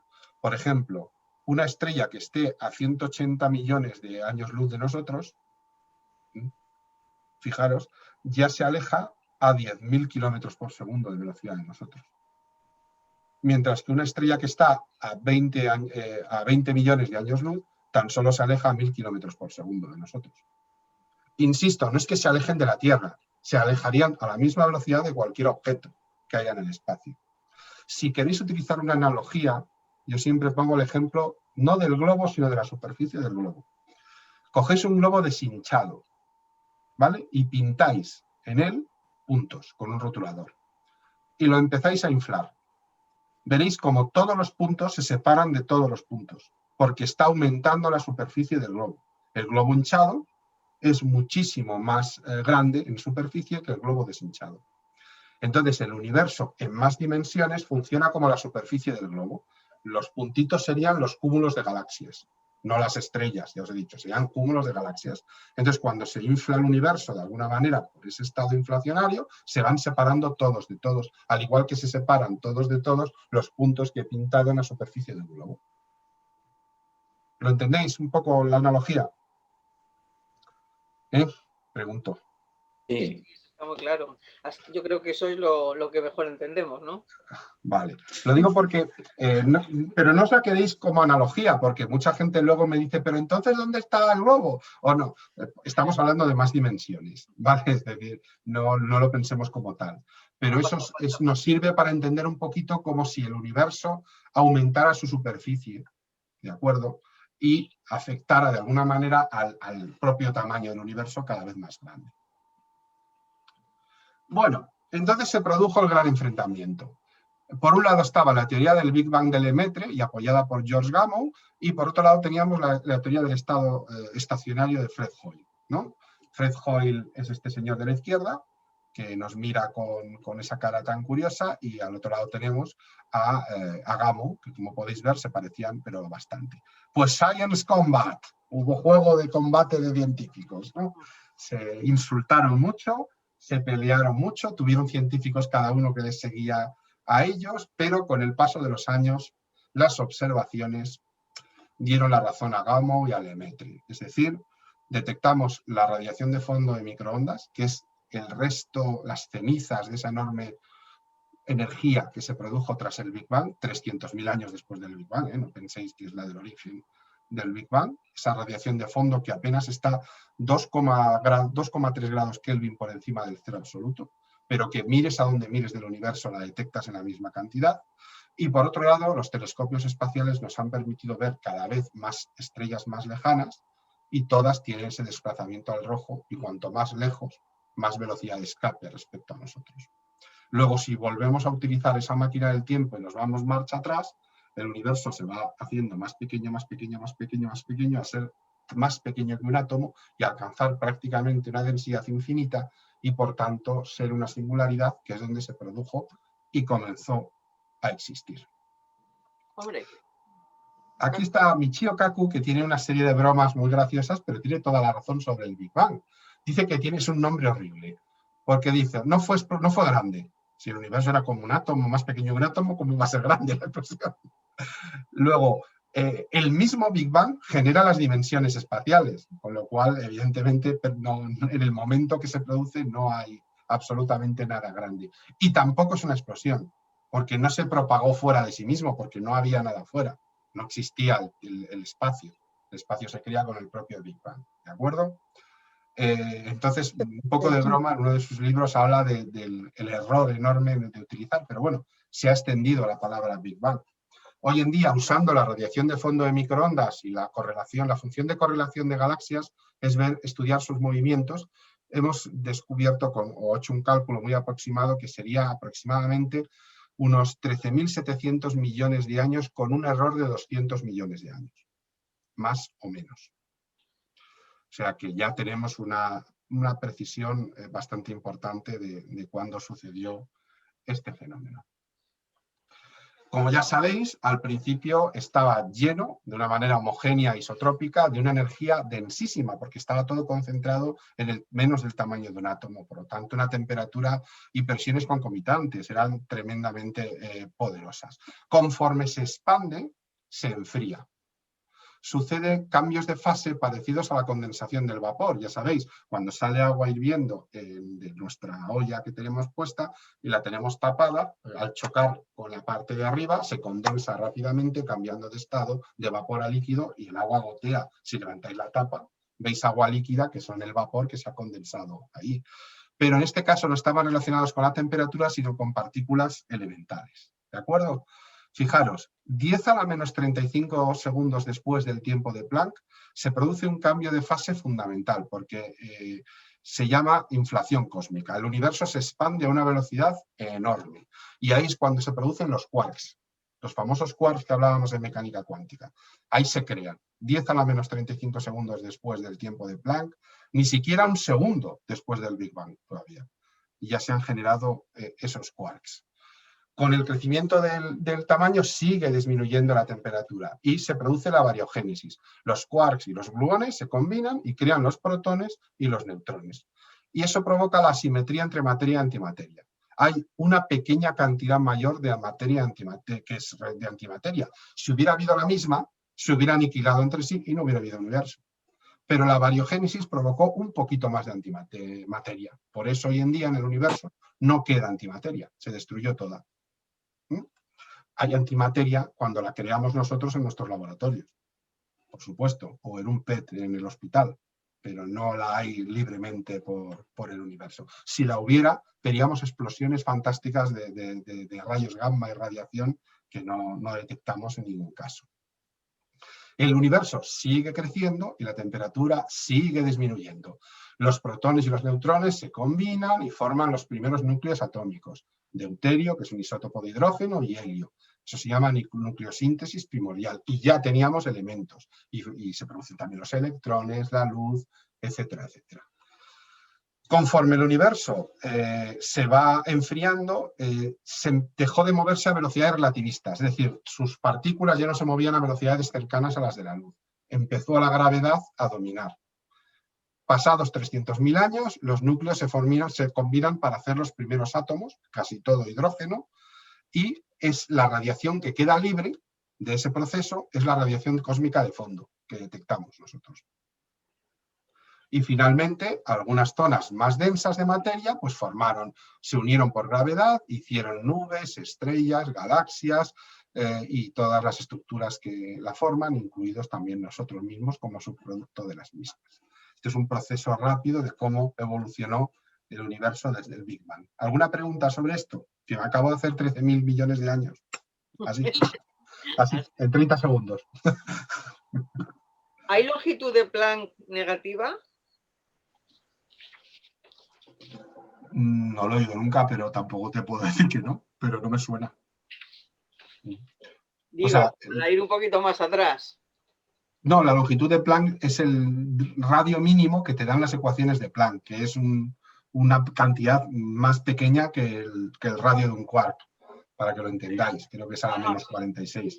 Pero el signo menos que tiene en la potencia no afecta al número, solo te indica el número de ceros, que es 0,46 ceros. Sí. Sí, no me refiero a ese menos. Me refiero a si un número de Planck negativo mediría del punto cero hacia atrás. O sea, de la singularidad a un poquito antes. No puede haber tiempos negativos por detrás porque el tiempo empieza en el cero. Recordad que el tiempo empieza en el cero. No hay tiempo negativo, porque el tiempo, nuestro tiempo, empieza en el cero. En el instante del Big Bang empieza el tiempo, el espacio, ¿de acuerdo? Empiezan a la vez en el instante cero del Big Bang. O sea, no hay una cuenta atrás previa, ni puede haberla. Lo que no quita que puedas imaginarte lo que quieras. Pero como no hay transmisión de información entre un suceso y otro, puedes decir, bueno, es que había un universo anterior. Vale, lo compro. Pero no puede haber transmisión de información entre esos dos universos. Con lo cual, no podría haber un número negativo de Planck. Por otro lado, no sé cómo se daría un número negativo, porque el número de Planck es un número positivo. O sea, no sé cómo se podría dar tampoco. Tendría que mirarlo. Si eso es posible. No lo sé. Iba en función de esto, de poder medir antes de la singularidad. No.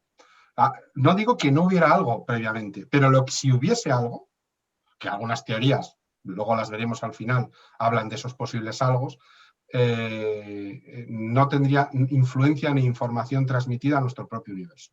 Sería otro universo previo que tendría sus leyes físicas y su propio espacio-tiempo. Pero ese espacio-tiempo acabó. ¿Pero eso está demostrado? ¿Está confirmado que es así o es que no lo sabemos? No, está demostrado que no puede haber transmisión de información. Lo que no sabemos es si había algo previo, porque hay tantas posibilidades de no que de sí. Sí. Pero está confirmado que no puede haber transmisión. No, porque las ecuaciones entonces no darían solución. Las de nuestra propia no habría Big Bang. Es decir, si la razón de que haya Big Bang son fluctuaciones cuánticas en el fondo, para que haya, tienen que darse las condiciones de densidad infinita, para que no haya transmisión de información. Es decir, ¿cómo atraviesas el muro de la densidad infinita?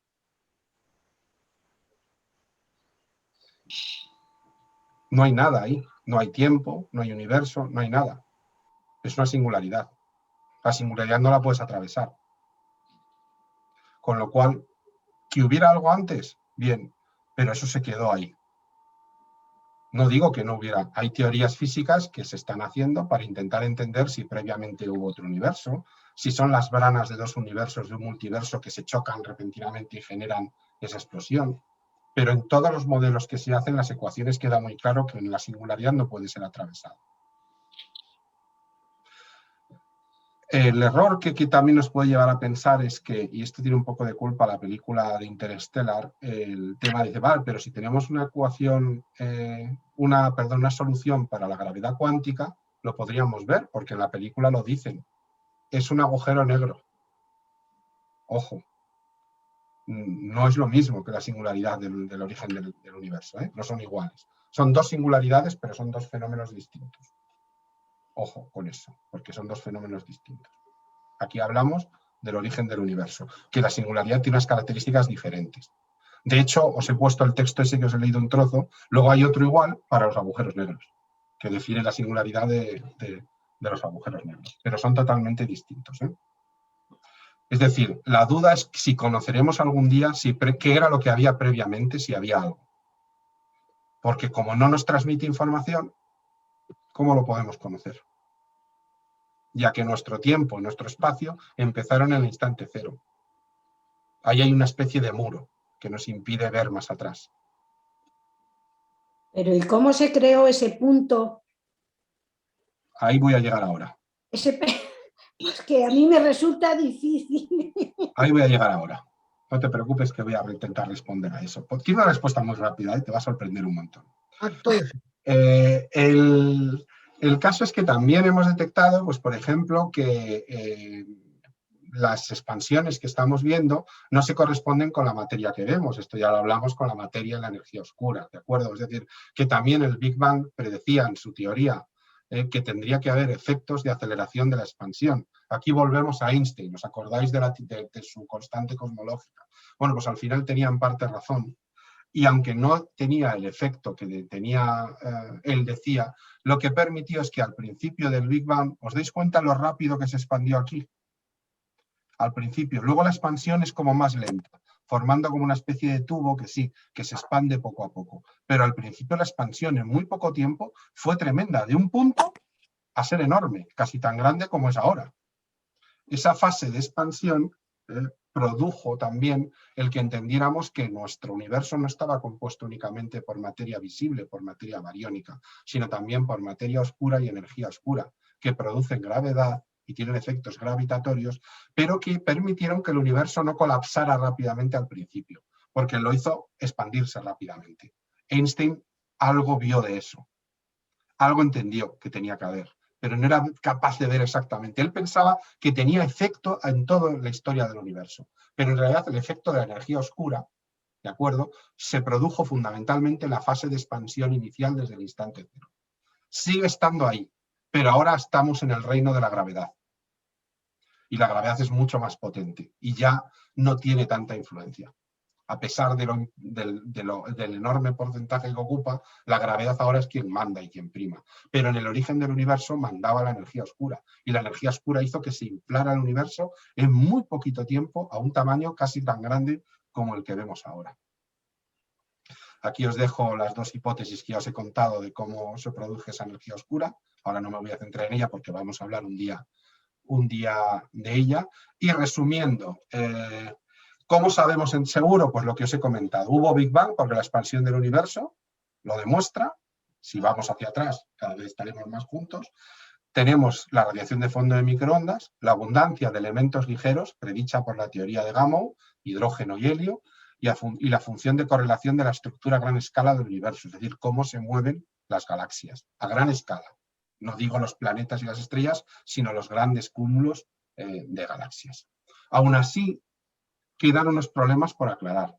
Por ejemplo, el tema del segundo principio de la termodinámica.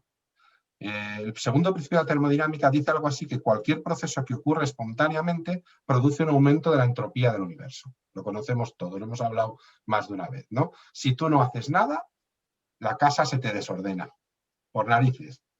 Si quieres recogerla, tienes que invertir tu energía. Si no, la casa se va quedando sucia y aumenta el desorden, ¿no? Pero según esto, el universo debería haber terminado rápidamente en una muerte térmica una vez que casi toda la materia se convierta en fotones y energía y que estos se vayan diluyendo en la inmensidad del universo. Pero no parece que sea así. Hay algo que lo impide y no tenemos todavía claro qué es. Otro problema es el tema del horizonte. ¿Por qué se produjo esa explosión, esa inflación repentina y por qué apareció la energía oscura y provocó esa expansión que provocó que todo el universo sea más o menos semejante, miremos hacia donde miremos? Otro, el problema de la planitud. ¿Por qué nuestro universo es tan exactamente justo en la cantidad adecuada plano?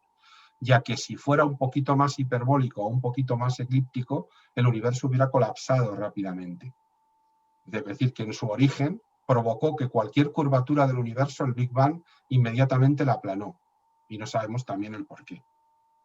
Y, por supuesto, el problema de la materia oscura, que todavía no entendemos muy bien qué la forma, esas partículas que llamamos de interacción débil, que todavía no hemos podido detectar, y el problema de la energía oscura, que sabemos que está ahí, que ocupa el 70% de la materia y energía que habita en el universo, pero tampoco la entendemos del todo.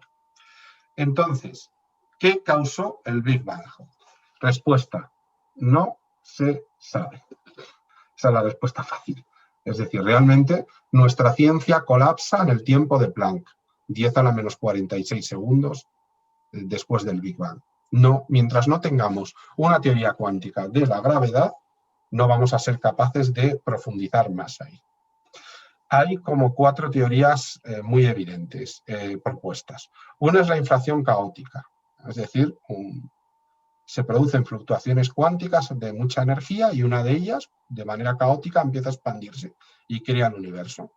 Otra es la cosmología de Branas.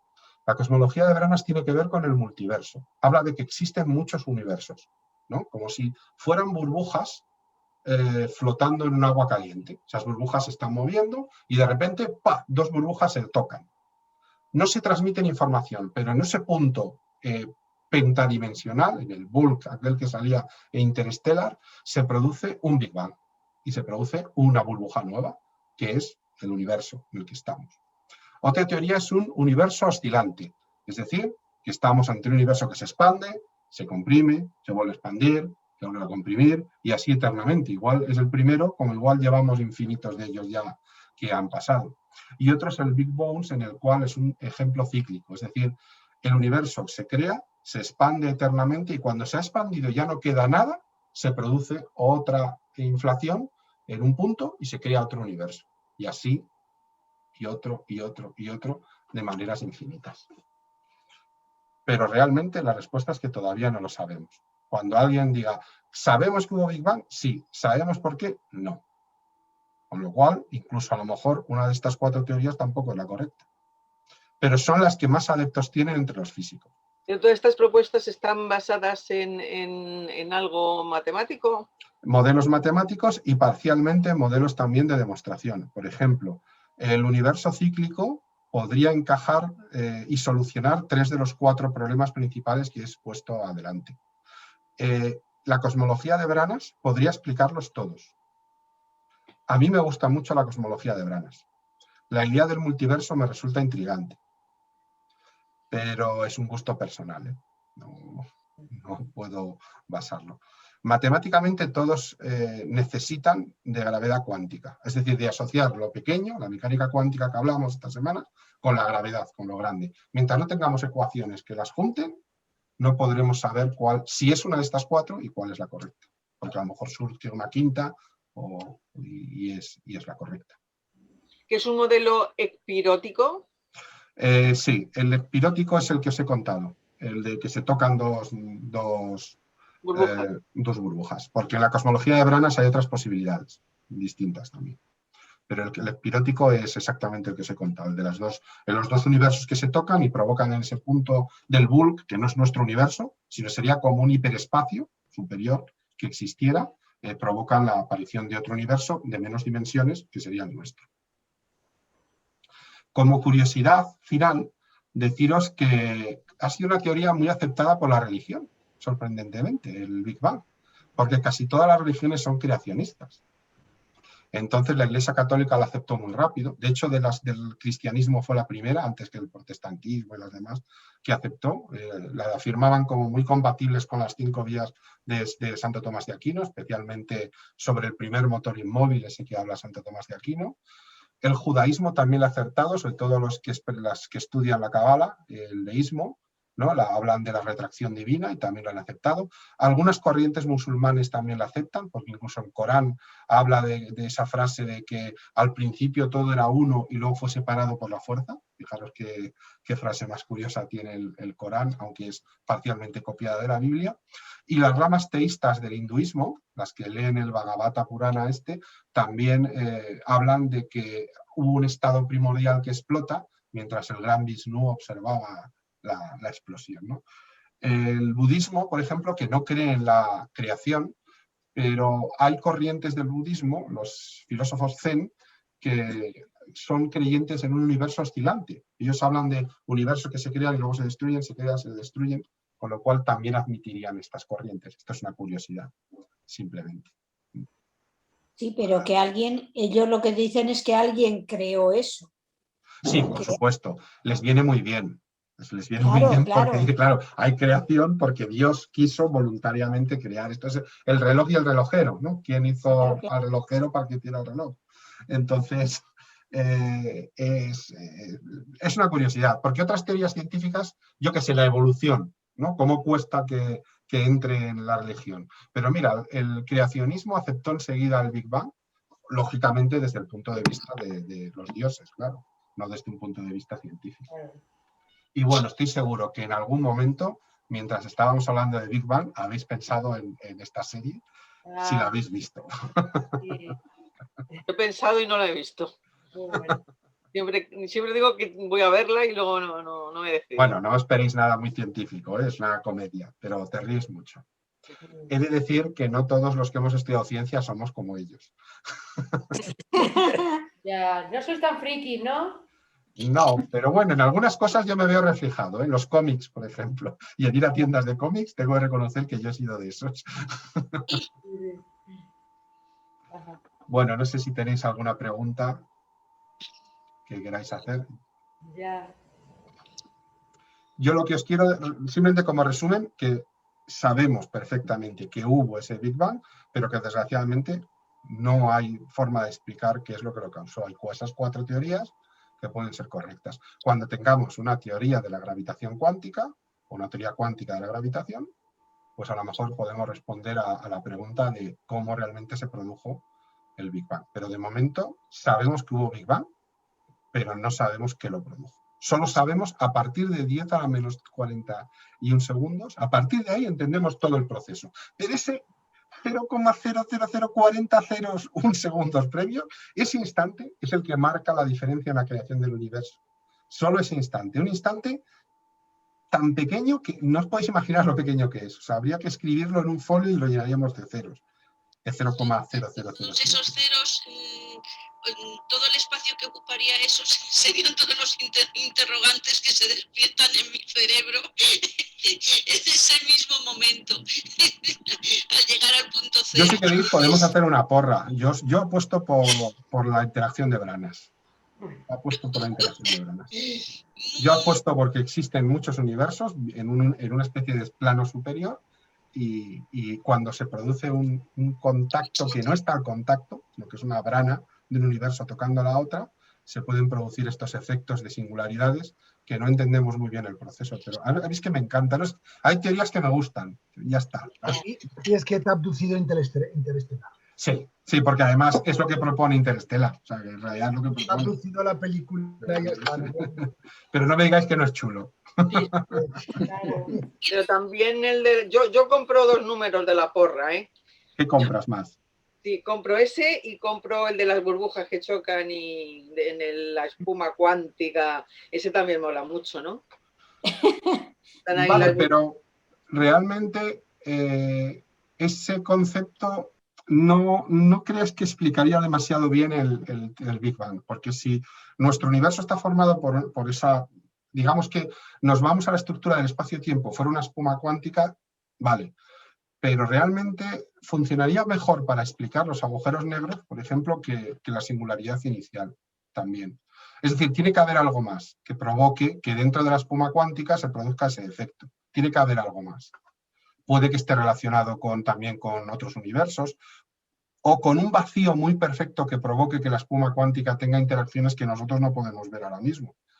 Es decir, a lo mejor cuando el universo se haya muerto completamente y se haya separado todo y ya no haya más materia ni energía, a lo mejor en esa espuma cuántica se produce un efecto que crea otro universo. Claro. Y estaríamos hablando de un rebote, de un universo bound universe, ¿no? O sea, de una creación así. Es decir, que no estás comprando dos, estás comprando varios con la espuma cuántica, ¿eh? Ahí juegas con ventaja, porque podrían ser varios. Gano seguro. Bueno, perdona, una preguntita que no tiene nada que ver con esto, pero me da un poco vergüenza hacerla porque es como muy tonta, pero es que tengo la duda. La energía oscura, la masa, la materia oscura, ¿está solamente en el universo o está dentro de aquí, o sea, dentro de esta habitación? Pues podría estar dentro de tu habitación si estuviéramos atravesando materia oscura, pero como no interacciona con la materia, no lo podríamos notar. Pero puede haber. Lo único que notamos de la materia oscura es que tiene la interacción gravitatoria que genera con otras masas grandes, planetas, estrellas y demás. Por ejemplo, los movimientos de algunas galaxias no se explican por materia que vemos. Es como si tuvieran otra galaxia al lado que tira de ellas y es materia oscura. A nosotros no nos afectaría para nada. Pero podría haberla, entonces. Podría. De hecho, hace poco leí un artículo que pensaban que nuestro brazo espiral de la galaxia estaba atravesando una zona de materia oscura. Con lo cual es muy probable que estuviéramos ahora rodeados de ella. Claro, es que además, si es un 95%, bueno, no, la materia es ¿cuánto? El 45%. La materia bariónica, nosotros. No, la materia oscura. Es un 70, debe ser como un 30 o un 25, no recuerdo, te lo digo ahora, vamos. No, da igual, no, es que pensé que era mayor, digo, es que si es mayor es muy probable... 23, 25%, 70, 25 y 5, para que te hagas una idea. 70 es la energía oscura, 25 bueno, la materia oscura y 5 la bariónica. Entonces con la energía, lo puedo hacer igual, te lo puedo preguntar igual con la energía. Bueno, pero sí, también. Con un 70% es muy probable que esté en casi todos los sitios. De hecho, es así. Lo que pasa es que la energía oscura es muy débil. A efectos reales es muy débil. Fue muy potente en el origen del universo. Pero ahora mismo la gravedad es tan poderosa que vence siempre. Ten en cuenta que la energía oscura no produce gravedad, sino todo lo contrario, produce, vamos a llamarlo antigravedad, en contra de la gravedad, pero es más débil que la gravedad. Entonces, al principio, como no había mucha masa y era casi toda energía, pues podía con la gravedad. Pero conforme va apareciendo materia, y materia oscura y más masa, la gravedad gana músculo, digamos, y no puede con la... Entonces, poco a poco, la fase expansiva ya terminó y aunque el universo se sigue expandiendo, ya no se sigue expandiendo a gran velocidad. ¿Por qué estamos viendo que los objetos muy lejanos se expanden a más velocidad? Recordad que cuando miramos muy lejos en distancia y en el tiempo. Si vemos un objeto a 12.000 millones de años luz, no solo está a 12.000 millones de años luz en distancia, sino que vemos el objeto como era hace 12.000 millones de años. Con lo cual, prácticamente, en los primeros momentos que hubo materia en el universo, todavía ahí la energía oscura tenía potencia como para alejarlo y moverlo a gran velocidad. Pero cuando vemos un objeto más cercano, lógicamente la influencia de la energía oscura es mucho más débil. Pero la energía oscura tuvo mucha importancia en el Big Bang, mucha, ¿eh? No, pero convivimos con ella. O sea, Sí, por convivimos supuesto. a nuestro lado. Es lo que más abunda en el universo. No en el universo, digo a nuestro lado, en el planeta. Nosotros somos parte del universo y tu habitación de momento es parte del universo, ¿eh? Salvo que puedas generar puertas a otros universos. Que la tienes detrás y no la ves.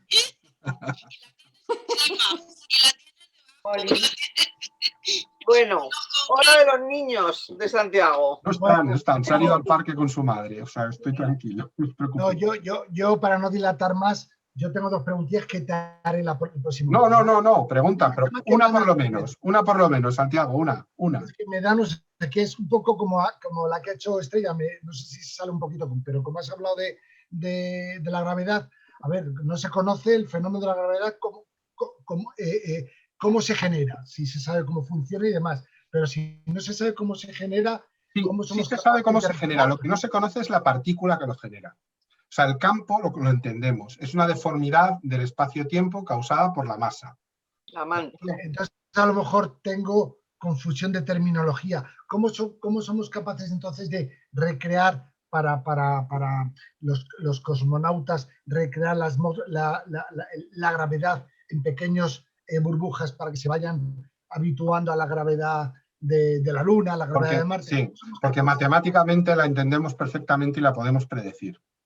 Es decir, matemáticamente la entendemos desde el siglo XVIII.